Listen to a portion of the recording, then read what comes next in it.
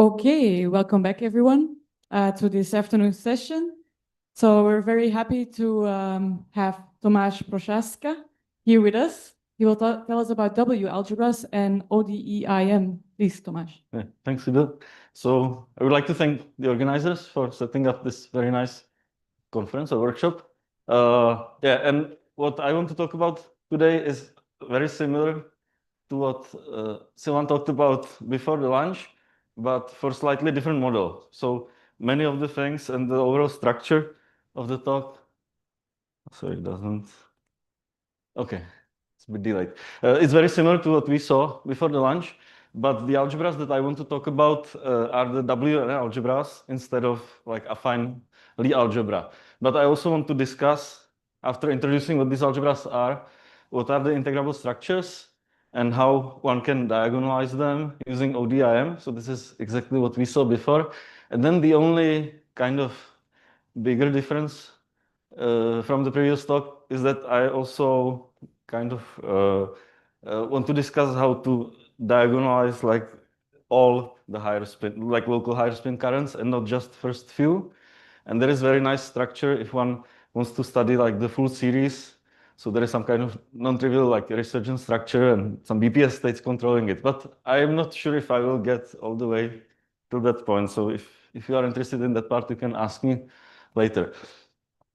So the models that I'm interested in are these higher spin extensions of Virasoro algebra. And the reason why I like them is that they kind of seem to appear at many different places. So the algebras themselves are a bit baroque, like complicated, but in some sense they are very, very natural. And for that reason, you have many instances in mathematical physics where similar algebraic structures appear. So one of the oldest places where you can encounter them are these integrable hierarchies of partial differential equations like KdV, Kp, and so on. So those are classical versions of the algebras that I'm interested in. But then the quantum versions appear in all these different topics. So if you like any of these things, there is a chance that you might have encountered one of these algebras before.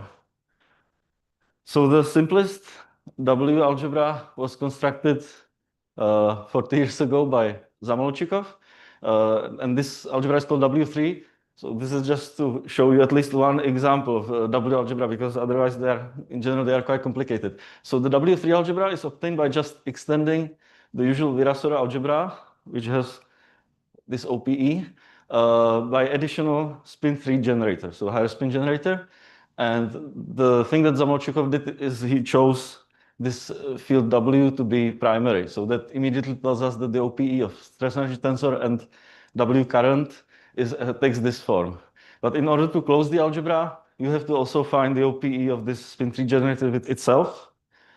And we can use some form of Jacobi identities or crossing symmetry relations, which are kind of equivalent. And there is a unique answer which takes this form. Okay, so everything that is here is completely fixed by just the Jacobi identity, except for the overall normalization of this W field. So this coefficient C/3, that's the only like kind of freedom, but we can absorb it into definition of this W.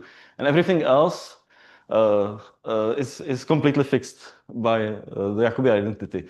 One thing that you should notice is that there is this field lambda, which is kind of quadratic composite of the stress energy tensor. So the algebra itself, all W algebras after Virasoro, they are nonlinear algebras. So the commutators of, let's say, Fourier modes involve something that is not just linear in the generators or in Fourier modes, but also some nonlinear composite things. And this is what is kind of the biggest difference between usual Lie algebras and W algebras. Okay, but it is. People in past thought of this as some kind of complication or defect in some sense in these algebras, but actually it is kind of something that is forced on you by just simple dimension counting. Because basically, if you calculate OPE of something that has dimension 3, the singular part can have at most 6th order pole. So then there is space for composite, let's say, of dimension 4. Okay, if you did it just for Virasoro, then the dimension of the left-hand side is too low so it doesn't allow any nonlinearities. But as soon as you have like a single field of spin 3, this is exactly what you should expect. Okay, so this is kind of something that is not like up to you to choose, but this is really like what is the most general form that DOPs can take. Okay. Any questions? Good. So this was first W algebra and the only one that I will write down. But after Zamolčíkov found W3, people were applying similar procedure to find other classes of W algebra. So W algebra, W4, 5, and so on. So there are like many of them, and you can basically play the game of choosing spins or dimensions of generating fields and trying to solve Jacobi identities and find what is the most general solution. Okay, there is one very interesting family of algebras which are called Wn, and they have generators of spin 2, which is the Virasoro, and then additional generators of spin 3, 4, 5 up to n. And they can be obtained by different constructions, not just by this bootstrap. And one thing that these constructions have in common is that you always replace SL2, which leads to Virasoro, by SLN. Okay, so in that sense, this whole family is some kind of SLN generalization of Virasoro algebra. Okay, so this shows another.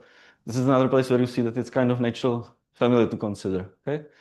Now, if you want to work with all these W and algebras, it is convenient to work somehow formally in algebra which is called W infinity, which is somehow like a formal large n limit. So what you do is that you choose your generating spins to be given by Virasoro and 3, 4, 5 all the way up to infinity. So you have one new generator for every integer spin greater than or equal to 2. And then if you do it carefully, you find that actually there is 2-parameter family of such algebras. Okay, so if you solve the Jacobi identities, you find that there are 2 free structure coefficients and everything else is determined in terms of those. And one way of parameterizing it is in terms of these 2 parameters. So one of them is the central charge that we already had before. And then there is this rank like parameter lambda, which is related to this n, or the rank of W, SLN and so on. Okay. And in this parameterization, this kind of family, this W infinity family, interpolates between all these Wn algebras. So if we restrict this free parameter lambda to be a positive integer, then this big algebra develops like large ideal that we can consistently remove quotient by it. And then we end up back with the Wn algebra. So in that sense, this W infinity is really interpolating between all these Wn algebras, and many things are much more uniform and better to understand if we consider the whole family and not the individual algebras one by one. Okay. In the following, there is one more object that I want to mention, which is the algebra W1 plus infinity. That is basically the same thing as W infinity, but you add additional spin 1 generator, which is decoupled from the rest.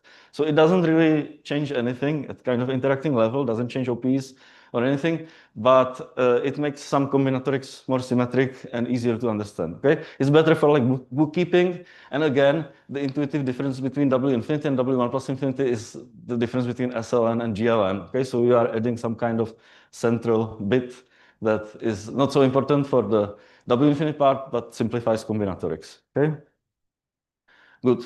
So one surprising thing that was found around 10 years ago by Gabriel and Gopakumar is that this family W infinity, for every fixed central charge, has 3 choices of this parameter lambda that lead to identical algebra. Okay, so there is some kind of triality symmetry. So I can choose different values of this lambda parameter and get the same algebra. Okay, and this triality symmetry is something quite surprising at quantum level.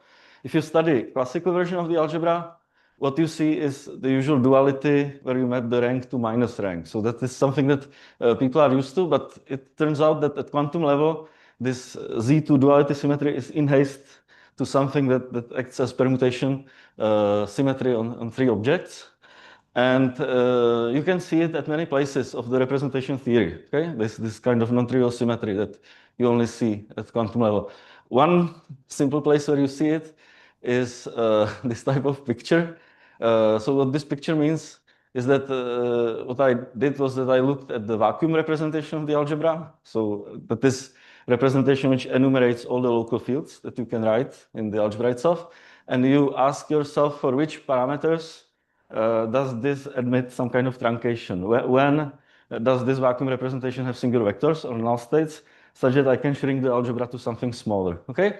And you can look by really calculating some inner products of vectors and so on, by calculating Katz determinant and so on. You can study this problem and you find that this happens exactly if these parameters satisfy certain constraints and they are plotted on this picture, okay, sample of them, and you see that it has nice like Z3 symmetry that rotates the picture by 120 degrees. Okay, there is also some additional Z2 symmetry, but this is something else. Okay, so you see that already this very simple question, like when does the algebra truncate to something smaller, shows this symmetry. So that is kind of a real symmetry and not just artifact of like wrongly parameterizing the OP coefficients. Okay.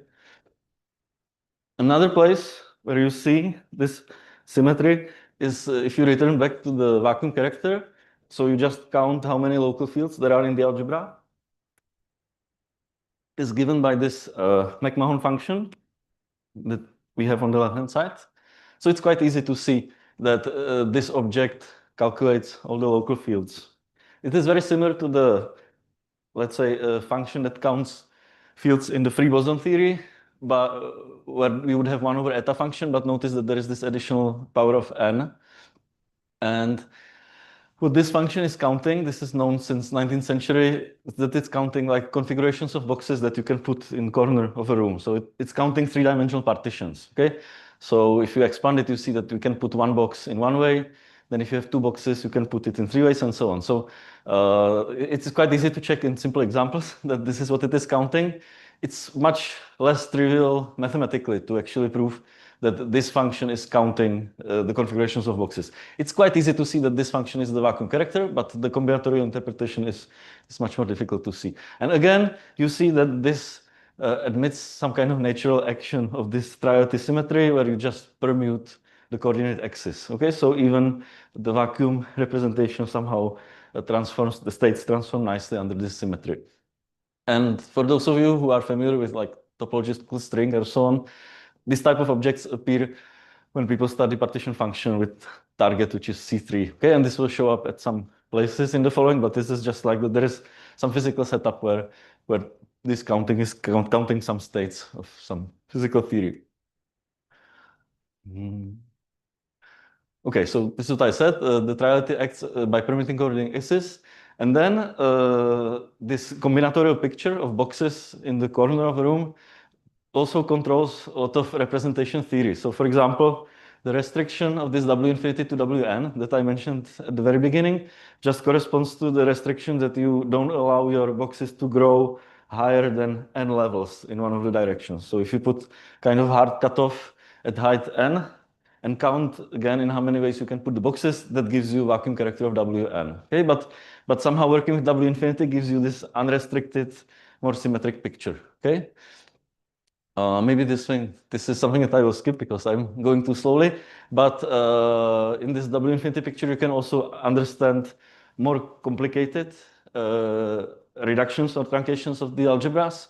And in particular, you can understand all the minimal models. So all the minimal models of Virasoro algebra or WN algebras correspond to imposing some very simple constraints on the parameters.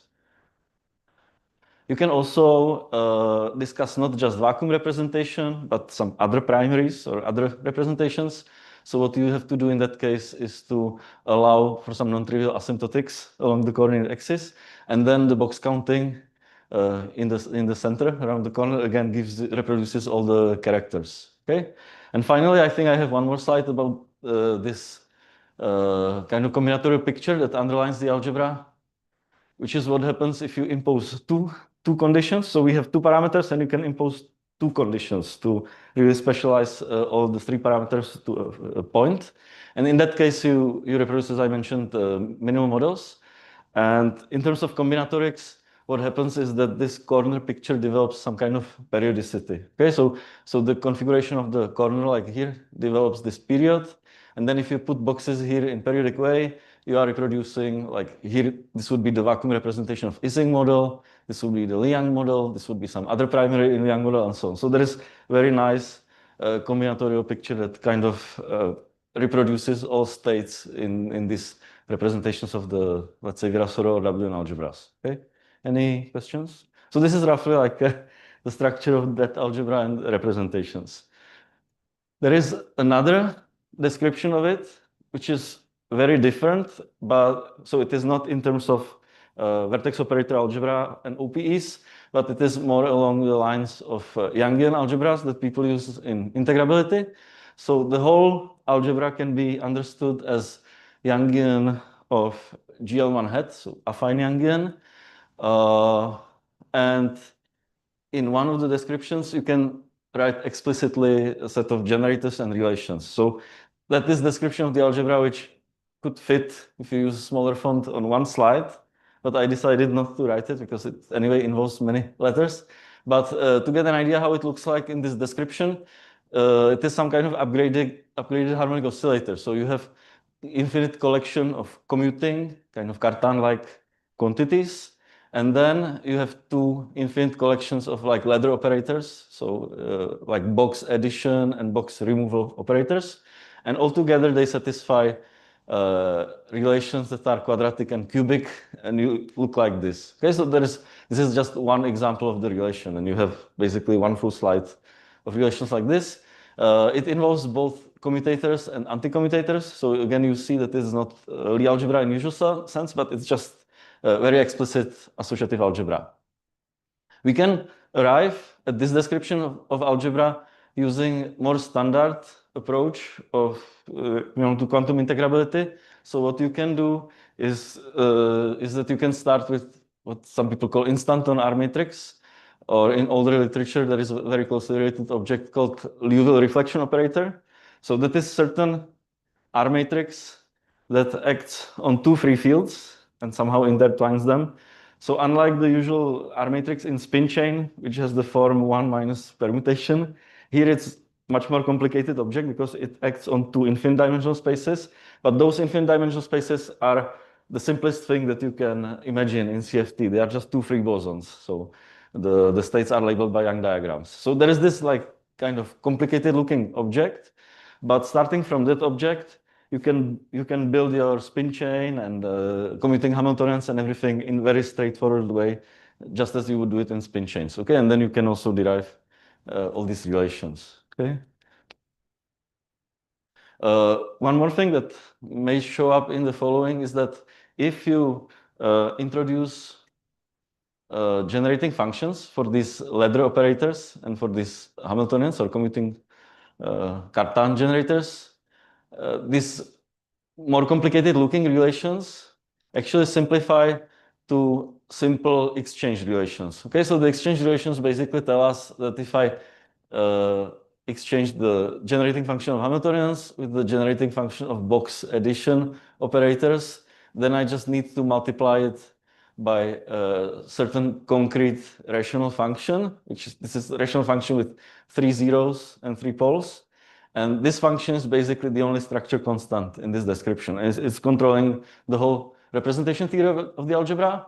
And combinatorially, this function exactly encodes the basic box that you are putting in your box counting picture. So if you draw your box and draw the nearby nodes to the origin, like in epsilon 1, epsilon 2, and epsilon 3 direction, and another 3 in minus epsilon 1, minus epsilon 2, and minus epsilon 3 directions, that is exactly capturing zeros and poles of this function. So this is kind of underlying kind of combinatorial object that really encodes the representation theory. You can see it, for example, here, that here it is controlling really the commutation relation. Okay? But we will see, hopefully, this object appear also at other places. So it's the unique structure constant of the algebra. Yes, so that's what I have about this W infinity. So let me just summarize quickly. So first, I try to convince you that there is this interesting family that you can view from like CFT point of view in terms of operator product expansions. And then there is this kind of complicated transformation that brings it to something that is somehow more directly related to the combinatorics. And this other picture, this Youngian picture, kind of shows explicit box addition or box removal operators and the algebra that those satisfy. Maybe if you wonder about this, like the word instanton in this instanton R matrix, the reason why people use this word is that this algebra is kind of controlling the calculations involving localization in instanton moduli spaces. And in that setup, these E's and F's are kind of instanton addition or removal operators. So it always corresponds to adding and removal of something. Now, what I want to talk about are these integrable structures. So these algebras have certain infinite collections of operators that you can simultaneously diagonalize. And the question is, what is the spectrum of these operators? So one family that I already kind of mentioned were these psi's, which were manifest in the Youngian picture. And they are a nice collection of commuting operators that can be very simply diagonalized in the representation spaces. So this is something that I left because I don't have so much time, but the spectrum of this collection of psi's that we had here is really can be written explicitly in terms of combinatorics of this. So you just take some rational function whose poles and zeros are at positions of these boxes, and that gives you basically the eigenvalues of these psi's. Okay, so this is like a kind of easy integrable structure, but unfortunately it's not very nice from the CFT point of view. So these psi's from the conformal field theory point of view are very non-local, and and for that reason, they don't, for example, transform nicely under modular transformations and operations that involve locality. Okay. On the other hand, there is a very nice other well-known kind of collection of commuting quantities that you can also construct, which are nice from CFT point of view because they are really zero modes of some local currents. So much more along the lines of what we saw in the previous talk. And this spin chain picture that I briefly mentioned actually allows us to construct interpolating family. So like one parametric family of these integrable structures that interpolates between the two. So the easy one that we can diagonalize very explicitly combinatorially is related to Benjamin-Ono hierarchy of differential equations, and those are the non-local ones. On the other hand, if we send this kind of parameter Q labeling the integrable structure to one, we get nice local quantities which are related to a quantum KdV or Kp hierarchy. Okay, and this is what I want to focus on for the rest of the talk. But before going there, I just wanted to mention that for any Q, for any choice of this integrable structure, you can write beta ansatz equations which diagonalize these commuting Hamiltonians. And these beta ansatz equations take very simple form. So they look just like the simplest SU2 XXX spin chain, that people know for 100 years, with one small modification, which is that this magnon-magnon interaction, instead of taking the form of a rational function with 1 0 and 1 pole, it has 3 zeros and 3 poles. Okay, and this is the function that should remind you, because it's exactly the same thing as this structure function here. Okay, so this structure function, you can also view it as just scattering, or the function that describes scattering of two magnons. Okay, so somehow surprisingly, all these integrable structures that I'm talking about can be diagonalized explicitly by beta ansatz equations, which are very similar to the XXX spin chain. The only difference is really this cubic interaction instead of degree 1 interaction. Okay. Now, what I want to talk for the rest of the talk is how to diagonalize these local charges. So the local kind of integrable structure. But before getting there, I have like one picture why one could be interested in these specific like local charges. And this is related to the classical limit of the algebra. So I have like 2 slides about classical limit. And for concreteness, I focus on the Virasoro case, so n equal to 2, but everything is very similar, even if you do it in terms of W infinity or Kp. Okay, so the classical object that is associated to the Virasoro stress energy tensor is the one-dimensional Schrödinger operator with potential U. And this potential U is the analog of the stress energy tensor. Now, you can ask, and this was the question that people asked a long time ago, if there are any deformations of this Schrödinger potential which preserve the spectrum of this Schrödinger operator. And clearly there are some deformations which don't change the spectrum. For example, if you rigidly translate the potential, you don't change the spectrum. So there are some isospectral deformations of this operator.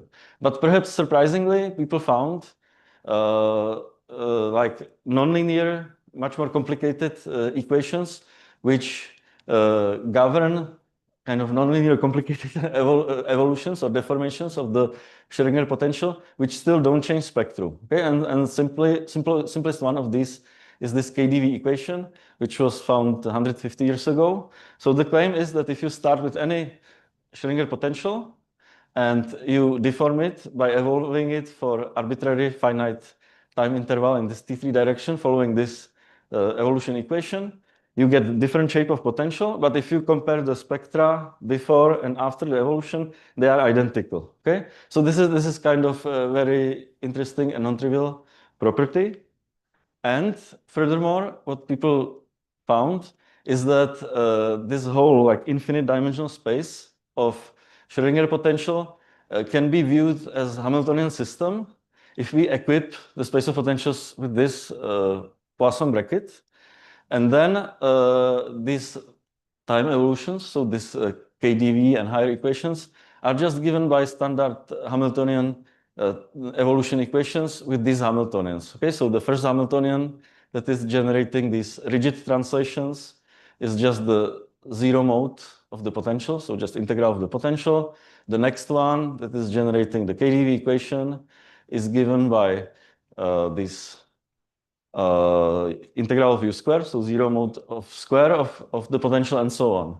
And the nice thing that we have automatically, if we view the system as a Hamiltonian system, is that all these quantities are conserved along the flows. Okay, so that is directly by construction, and it is telling us that these I1, I3, and so on, they are capturing some kind of non-trivial spectral data of the problem, because spectrum itself is not changed, so this have to somehow know information about all the energy levels and so on.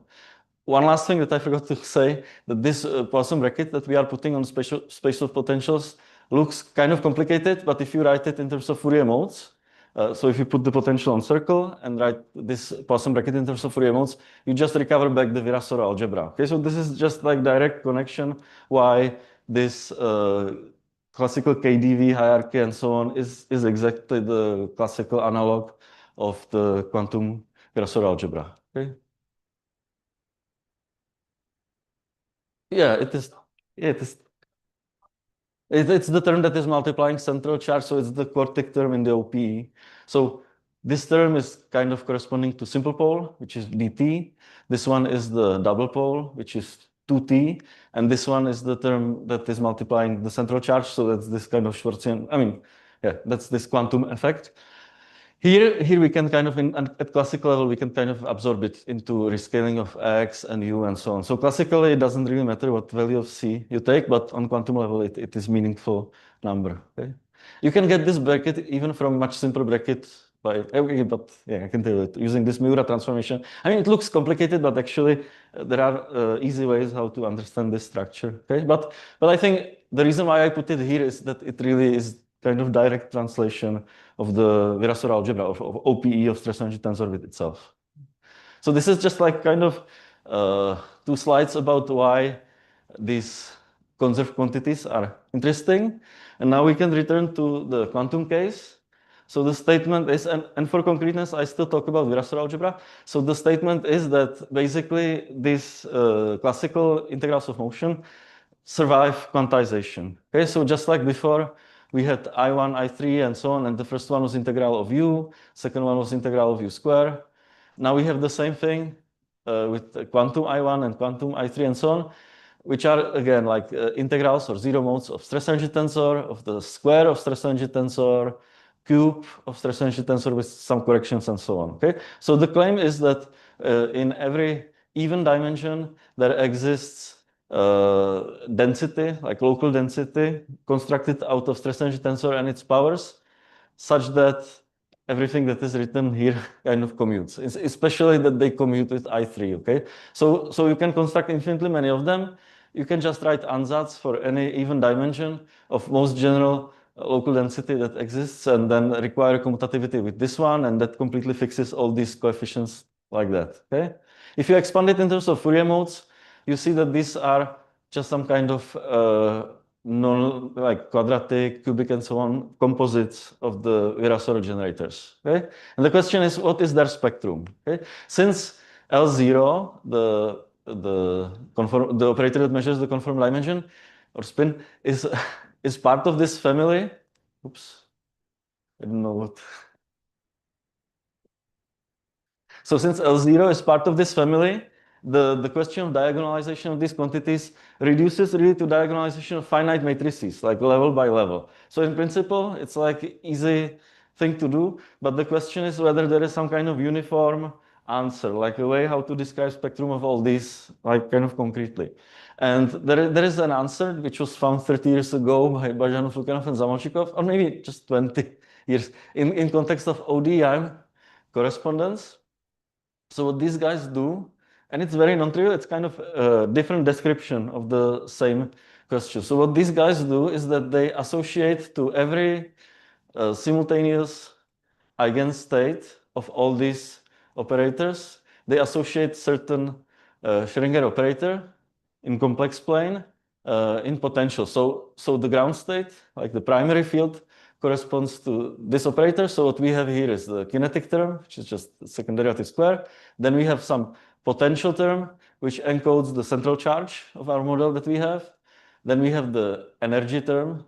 So the energy in this quantum mechanical setup is translated to the spectral parameter.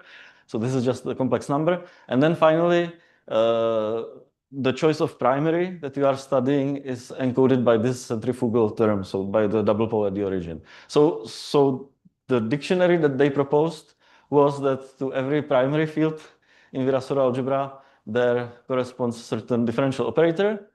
And then if you want to understand what operators are associated to descendants, so to other states in representations of Virasoro algebra, you just have to dress this differential operator by certain apparent singularities in the complex plane. Okay, so you can add these terms to your differential operator, and so far I don't specify the positions of these singular points and also this coefficient of the first order pole. Okay, and in order to get kind of mapping to eigenstates of these operators, which is like a discrete set of states, they impose quantization condition. So they say that only those operators of this form correspond to the quantum eigenstates, which have where all these singularities have trivial monodromy around them. Okay, and this kind of simple constraint requiring that these singularities are really apparent produces this type of beta equations. So those are algebraic equations which restrict positions of these singularities. Okay, and there is only like for every choice of m, for every choice of number of singularities, there is only generically finite number of solutions of these equations, and those solutions exactly correspond to quantum states. Okay, so via this ODIM, the quantum states, the simultaneous eigenstates of all these infinitely many Hamiltonians, are identified with these Schrödinger-like operators with very special positions of singularities. And these equations for positions of singularities, you can recognize that they are some kind of complexification of equilibrium positions of system of classical Calogero particles. So we have a certain collection of particles in complex plane at positions xj.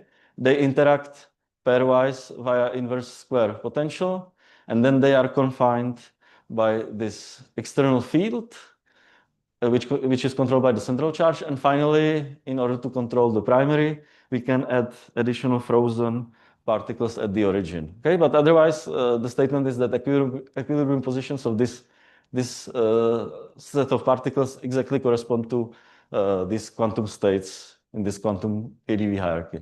Okay. Now, once you solve these equations, you describe certain quantum state, but the question is how to extract the eigenvalues of all the Hamiltonians. And for that, they just gave like one formula for the first non-trivial Hamiltonian, which is this I3. So, I mean, I just put it for concreteness that it's kind of a little bit ugly formula, but what is important that it involves this kind of moment of positions of these classical algebra particles, okay?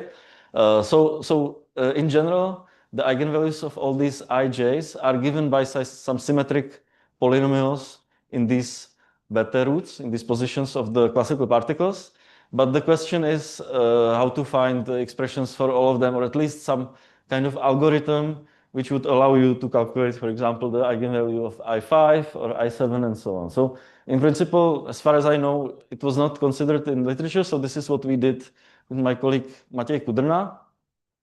And it is a little bit easier to abandon the Virasoro algebra and just consider more general W-n algebra. And what happens in that case is that the power of momentum, which was quadratic for Virasoro, just is nth power. Okay, so in the following, I will probably talk more about this general case, but it applies also to Virasoro. So we kind of studied this question of how to produce formulas like this for higher dimension operators. And we restricted to certain class of Virasoro or W-n minimum models, which are related to this four-dimensional Argyll-Douglas theory. But it is not, this kind of connection is not so important. What is important is that we have two-parametric family of these models for which we studied this problem. So the procedure is very simple. If someone gives you this differential operator describing the quantum state, you want to extract this infinite collection of eigenvalues corresponding to that state.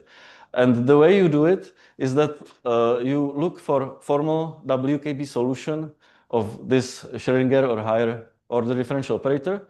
So you impose some kind of WKB ansatz for the wave function, and you require that this differential operator that you had is annihilating this wave function. Okay, so that's a very standard thing.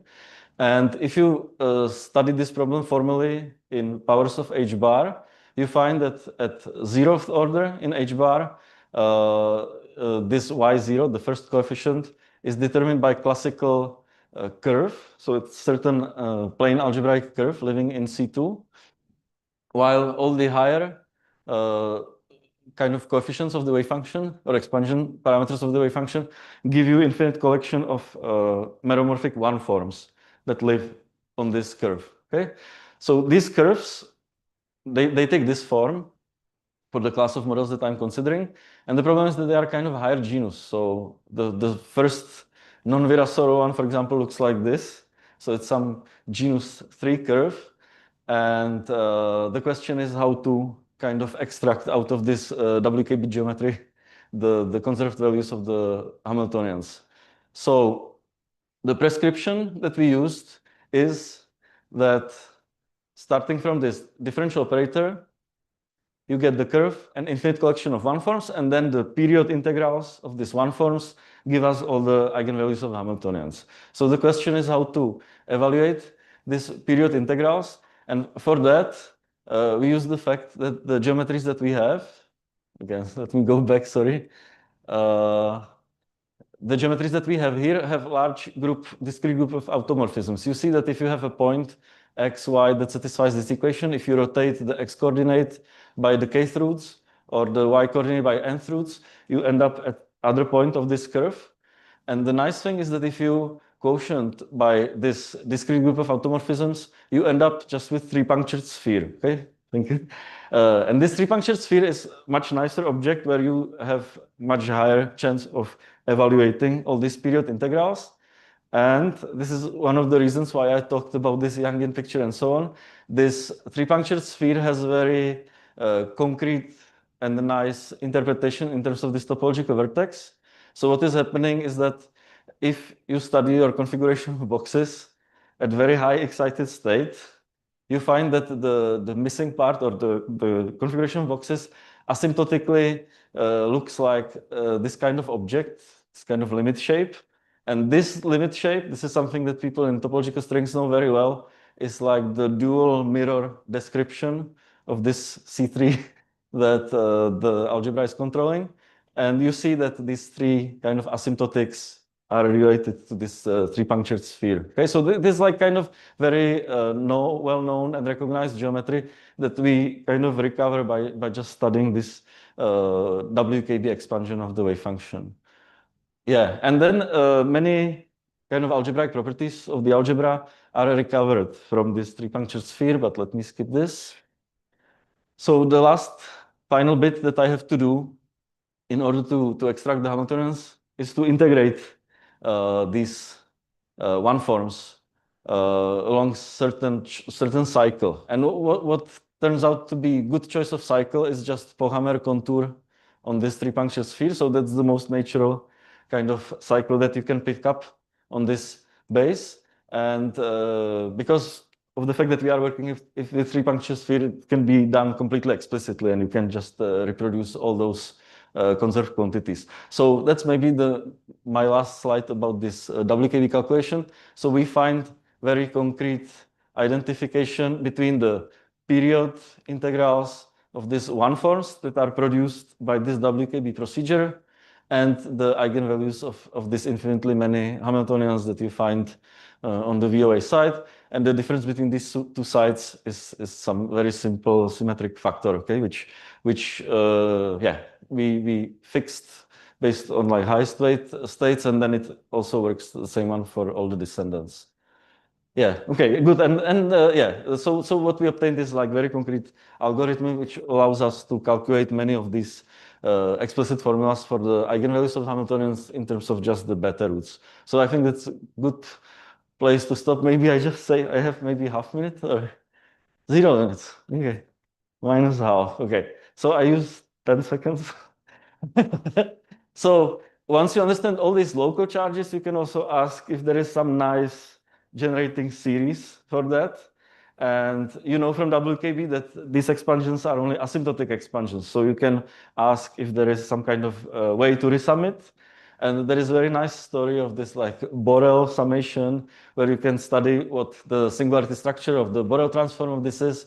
And you find very nice picture which capture somehow other objects that one recognizes very well, which are the BPS states of this associated four-dimensional theory. So there is very nice geometry that encodes also this like second part of question, which is like what happens if you want to really work with all these local Hamiltonians in terms of one function, okay? And I guess in terms of the standard integrability, this is related to the Q function itself, okay? So what is kind of the analytic structure of that and so on. Okay, sorry for that. I didn't have too many slides. Thanks.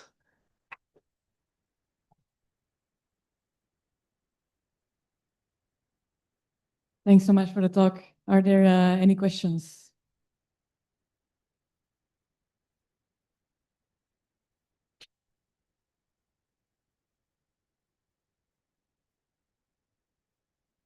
Yeah, thanks for the talk. Because you mentioned resurgence and so on. So if you do resurgence, you should have the DDP formula, and then that should lead to Riemann-Hilbert and TBA. Exactly. It's supposed to give you in the end the same TBA as the field theory. Did you check I this? think it is for Virasor, because the field theory is not so much well understood, I think, for higher ranks. So these are these two slides that I skipped. So if you, I will not go through the slides. I just want to show you this thing. If you understand the analytic structure of Borel sum, it is encoded or controlled by this DDP formula, which is something known in the context of exact WKB. And so this basically describes the discontinuity of those functions in terms of other functions. And altogether, it gives like closed system of equations, which you can transform into TBA-like equation. And this kind of last comment that I wrote on the last slide. And that is a very nice thing that is probably well known to some people already in the context of quantum mechanics, that there is this kind of quantization procedure.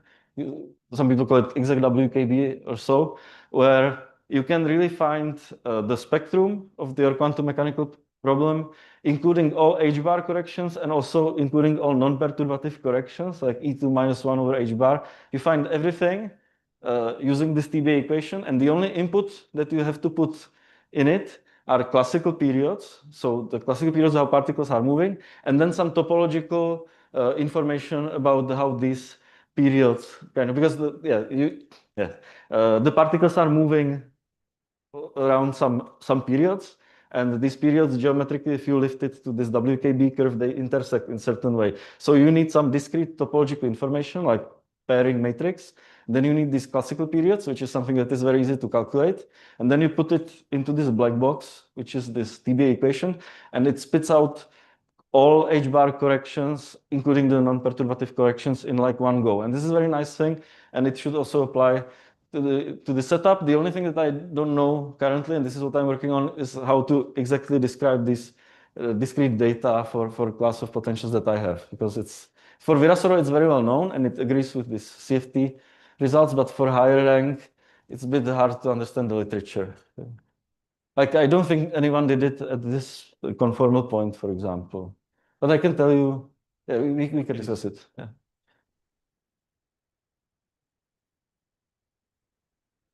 There are trigonometric and elliptic generalizations of Yangians. Is there something on your side that they correspond to? So when I talked in the first half of the talk about W infinity and this Yangian, there is Q different version, which is kind of trigonometric version, which people call quantum toroidal algebra. And many things are very similar. But what is missing there, as far as I understand, is this kind of CFT picture, which is something that I like. So but like, for example, all the things that I said about representation theory in terms of box counting, all these things are literally, almost identical. Some things are more developed in that Q-deformed version, but it doesn't have this CFT locality and so on, which is the reason why I kind of focus on this. And for elliptic, I don't know. I actually not. I don't know if there is elliptic version of this.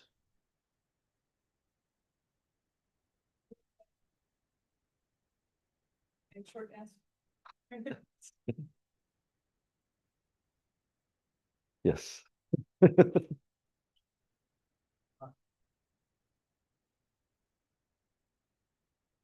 Hi, thanks for the talk. So similar question, actually. So Lee and Yamazaki have this large generalization of your Yangian picture, right? This like to BPS. quivers and Yes. all of these things. And do you expect that also your integrability picture can be generalized to any quiver, or essentially? They have things like beta equations, and I think also these box counting things. I think this is something that they understand quite well. Again, like the CFT part leads to much, as far as I understand, much bigger and more complicated algebras. So I don't know if anyone really tried to kind of describe it in terms of those VOAs and this type of thing. So that's something that is probably not so developed. But the combinatorial part, I think that's something that they do quite a lot, and also this BPS part. This beta equations and similar things. Yes. Okay, for other questions, I encourage you to speak to Tomáš in the break. Let's thank him again. Thank you.